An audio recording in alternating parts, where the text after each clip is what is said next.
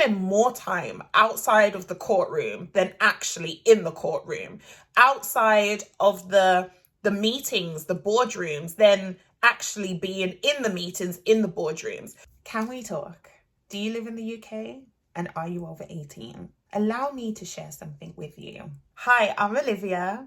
I'm a school governor and the creator of the Governors Podcast. And I'd like to welcome you back to my Being a School Governor mini-series with a 6-part introduction. The next 2 parts, part 4 and part 5, are all about the how and the where. And I designed this as an A to Z in governance and being a school governor. So part 4 will cover the first half, A to M, and part 5 will cover the second half, N to Z.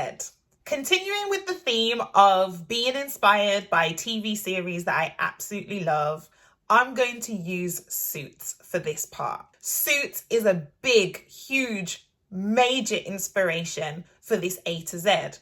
The reason why is because almost any episode, any season within this series, there are elements of governance throughout. So it just makes it easier to refer to the TV series as a whole. So I'm going to go one by one, and I may not give a tangible example to each part of the A to Z, but occasionally I may refer to a character, a storyline, a scene or a setting, or even just a concept that is very prominent in Suits that will help make each of these things within governance more tangible to you. And before we really get into each letter, I want to say that Suits to me, for this Being a School Governor mini-series, is about showing up. How and where can you show up in the seat of governance? This refers to inside the boardroom and outside of the boardroom, before the meeting, during the meeting, and after the meeting, before the school visit, during the school visit, and after the school visit.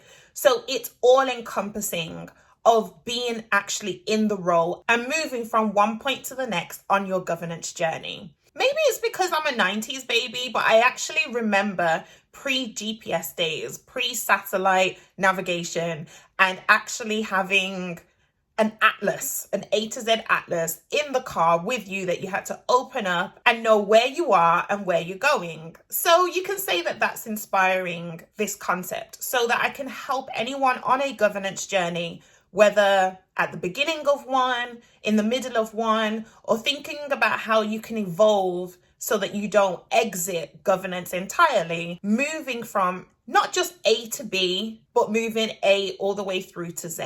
Now, it doesn't mean you have to do these things in this order, but see this as like a governance glossary in A to Z style. Now, the A represents accountability. I mentioned this in part 1 when I talked about how the governing board holds the senior leadership team to account. Now, if you're watching this as an academy trustee, then in that case, it's holding the executive leadership team to account. But accountability also refers to you. It's being in attendance at meetings, being present in your role and responsibilities, and actually holding yourself to account in terms of what it is you want to achieve here in this space. Why are you here? And are you actually living and breathing that intention? The B is about boardroom preparation. So this is all the stuff that you can do outside of the boardroom, whether it's reading papers, whether it's attending training, whether it's jotting down the questions that you would like to ask. You do not have to wait until you're actually in the room in order to actually have an impact or to make a difference or to do the work, to be available, to be present in the thing that you signed up for. So let me refer to Suits. If you've watched Suits, if you haven't, go watch it because it's a brilliant TV series. But in terms of Suits, you see that they spend a lot of the time, they spend more time outside of the courtroom than actually in the courtroom, outside of the meetings, the boardrooms, than actually being in the meetings, in the boardrooms. The only way that they can show up, the only way that they can sit in those seats when that time comes is because of all the preparation they do beforehand. And there are actually times when, say, Harvey or Mike or Jessica is in the boardroom or in a meeting or in the courtroom, and a failure to prepare something causes so much disruption in those decision-making times. So preparation is key, and preparation goes beyond meetings and visits. It's also, how do you prepare to be in the role? No prior experience is required to become a school governor, but that doesn't mean that once you're on the job, you don't prepare to evolve. The C is about challenge and support, and you'll hear this a lot if you're new to governance, or you've already heard this a lot if you're already in governance. If you're an existing governor, if you're an existing trustee, if you're an existing board member. When you receive the agenda and you have all these different items of discussion and decisions and ratification and approval and information, I would say have a practice of preparing to do one of two things for each of those items. Either one, prepare a question, or two, prepare a comment. It helps the chair in particular in those meetings so that questions and showing appreciation for the effort that someone has put into their paper that they then present at meetings doesn't all fall on the chair.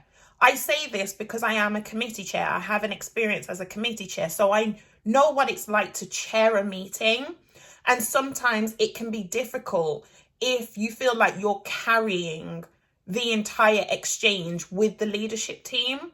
It's helpful if there is shared voices, shared feedback, meaning that the board or the committee is operating as a unit and different people are offering their commentary or their suggestions or their inquiry. So it's about challenging and supporting and having a good balance of those two. D is about decision making. This is discussing, contributing, offering a perspective so that things have been looked at from different angles, and then actually making a decision on things. There will be some items on a meeting agenda or part of your governance role where you have to make a decision. Sometimes you may have to nominate yourself to do something. So that's you making a personal decision about what your capacity is and what you can take on and what do you need to let go of, or even just trying to figure out what your place is in this space. I know that there was a role that I had that someone else wanted. And so I had to make a decision to let that role go, that link governor role go, so that they could have it, which would then create capacity for me to take on something else, rather than me doing everything just because other people haven't necessarily put themselves forward. Sometimes you need to let something go so that someone knows that it's available for them to step up and do. But there could be other things that you as a board need to make decisions on. So whether it's a case of approving policies, or it may be a request to approve a decision that the school needs to make in order to move forward with a project. Also know what your decision-making style is. Are you someone who needs more information, less information? Can you sift through volumes of information? Can you make decisions on the spot?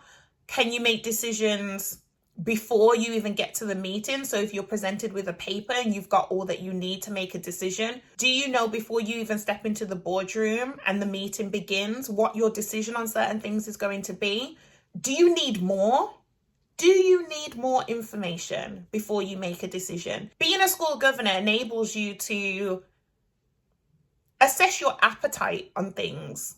Assess where you are on the spectrum on certain things, and decision making is one of those. It's a very important part of your role around the board, and so knowing your decision making style is helpful.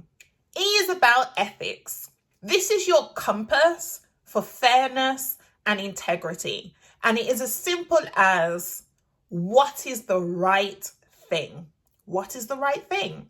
Not doing things the right way, but doing the right things the right way. This can be very personal to you, but it also evolves into the professional spaces that you're in, such as being around the boardroom table and making decisions that will affect the school community. F is about financial probity, and we saw this as one of the 3 core functions of a typical school governing board. Now, I think of Lewis. I specifically think of Lewis in this case.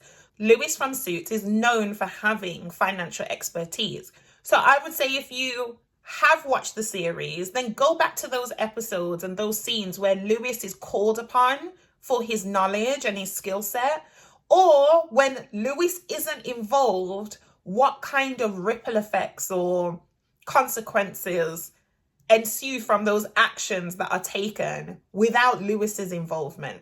But broadly speaking, this is about budget management and really keeping an eye on the numbers to ensure that money is well spent and it's reaching all those who it is there to serve. Now, the thing about finance on a school governing board is so many people run from this committee. I actually joined a finance committee of a school governing board because it would be a challenge for me to sit round the table and really dive into what a budget looks like for a school and how it is managed, and ensuring that things make sense to me. Because I was going in almost as a blank canvas compared to people who come from an accounting or finance background, I could really assess whether it makes sense. Because if it makes sense to someone like me who doesn't come from that background, then that means it is clear. However, there could be things that I see that someone with more experience doesn't, because they're used to, or they're expecting certain things, or they can read between the lines.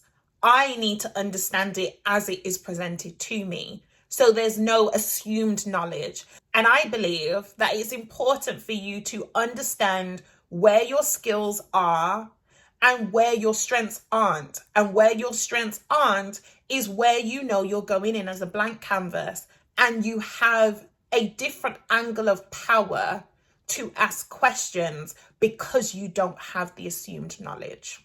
This also helps with the people you're asking the questions not becoming complacent in their delivery, because it means that there's always a keen eye on things. So those who are expert in this area, but also those who aren't. You just don't know what questions will come up. And so it keeps the leadership on their toes as well, and ensuring that nothing slips by too easily. G is about governing induction.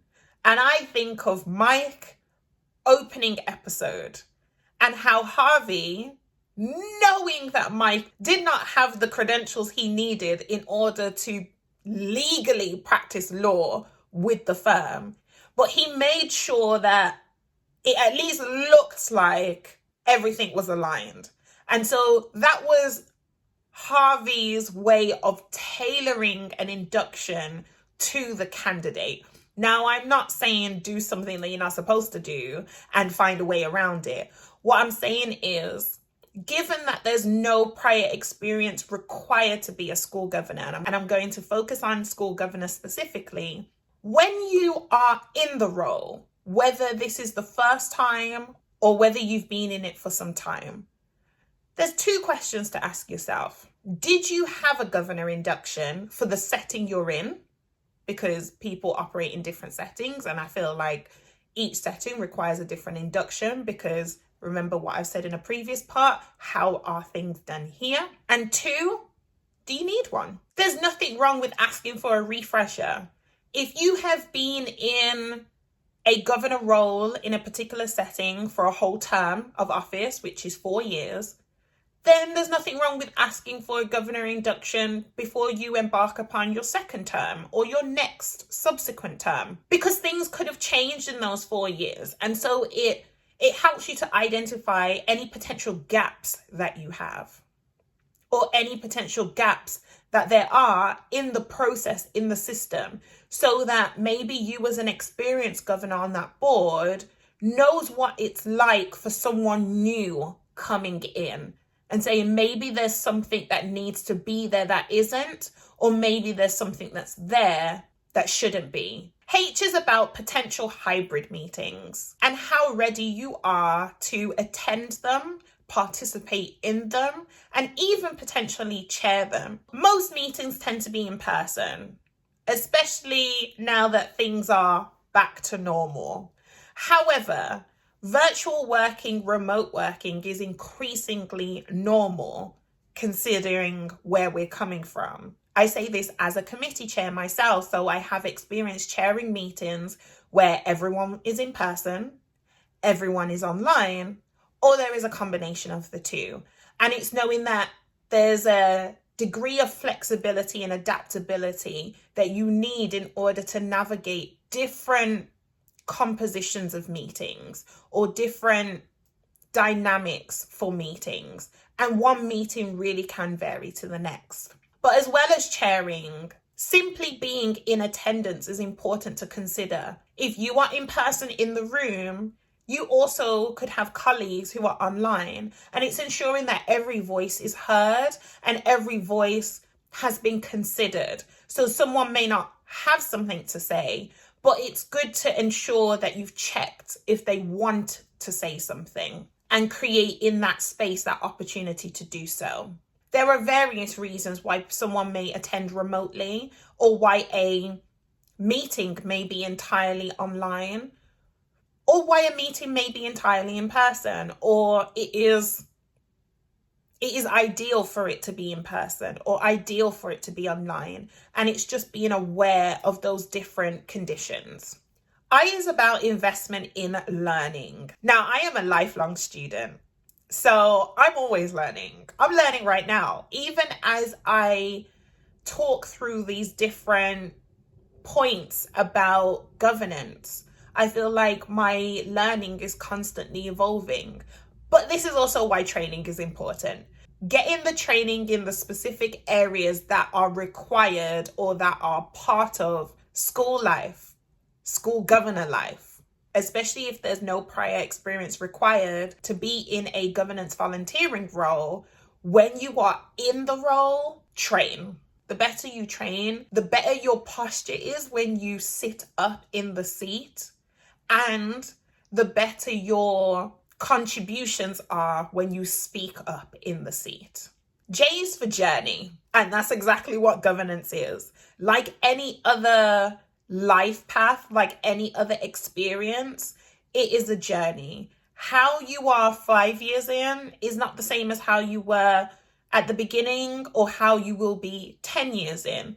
And it's being open to transforming, being open to evolving, being open to making progress, knowing what your milestones are. Do you have them? Have you already got milestones? However small, however big, celebrate them, acknowledge them, and set the milestones going forward. If there are specific things you want to experience, then make a note of them and move towards them. Succession planning starts with the individuals before it can be about the board. In order to have a successful strategic succession plan for any governance board, this is in education, in corporate, in political spaces, at home, it starts with the individuals knowing what their progression plan is. So an individual progression plan leads to a board succession plan. A journey is about movement. It's not just about movement physically, but also movement mentally. Have you mapped out what you want to achieve, what you want to see in your own journey? And how does the space you're in and the role you currently have enable you to experience that? K is about key documents. As you know from lawyers, everything's in the detail. Everything is written and read and reread and confirmed. In suits, this is often referred to as the bylaws. And you often hear Lewis refer to this because he is very nitty and gritty with the details. In governance, this is your terms of reference, specifically in education governance, and if you are a school governor, this is your terms of reference. Who is this board composed of, and what is this board here to do? At key intervals, it may be good to refresh your understanding of the terms of reference. Obviously, these are things that can come in your governance induction pack, but after you've been in the role for some time, especially if there haven't been any structural changes, maybe the committee structure or the leadership change, then maybe it will be good for you to proactively reread your terms of reference and see if there's anything that needs to be amended. L is about link governor roles. These may be additional responsibilities that you take on to help you focus on a particular area or support with the division of responsibilities across the board. So in my case, as well as being a school governor and a committee chair, I'm also a link governor for SEN, Special Educational Needs and Disabilities.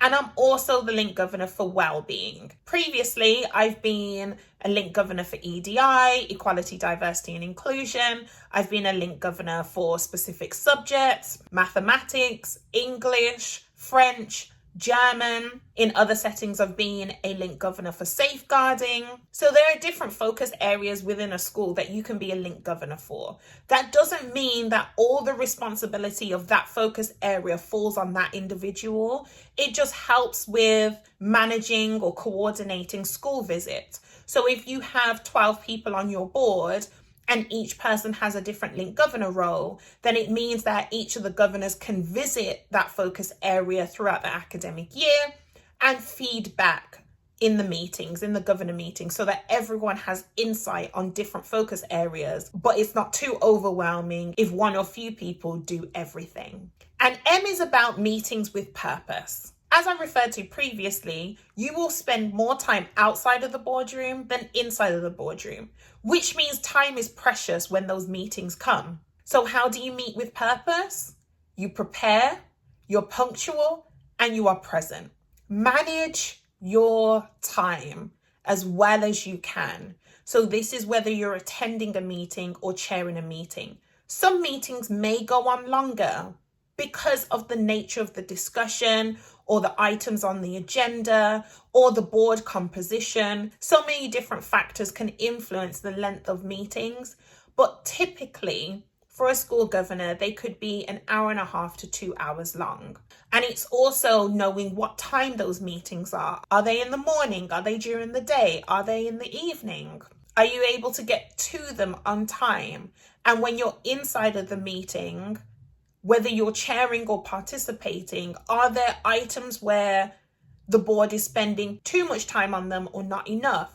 What about the presentations of meetings? Boards are not just composed of the governors, but also the leadership team. How prepared are they for the different items on the meeting agenda? And how is the time divided?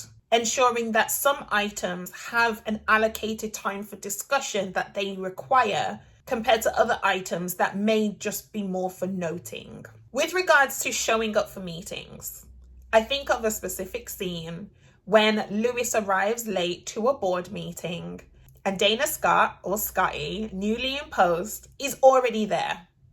And she takes a case that he wants, or takes a client that he wants. And she repeats his bylaws back to him. And I think this is a brilliant example to tie in so many of the key factors that go into good governance practice. How you show up will influence how the board shows up. So that's A to M, and I really hope it's been helpful to you. Thank you for watching, and I'll see you in the next part where we cover N to Z. Now, we're doing 2 in 1. No, now I am an 1 in 2. Now I am so this is the first half and then the second half so that it's not all in one video. Why can't I say it? I use now a lot. Do you see my effort? We're trying to look here. I'm looking here rather than looking here. Now, so they're like my ums and ahs. We can do this.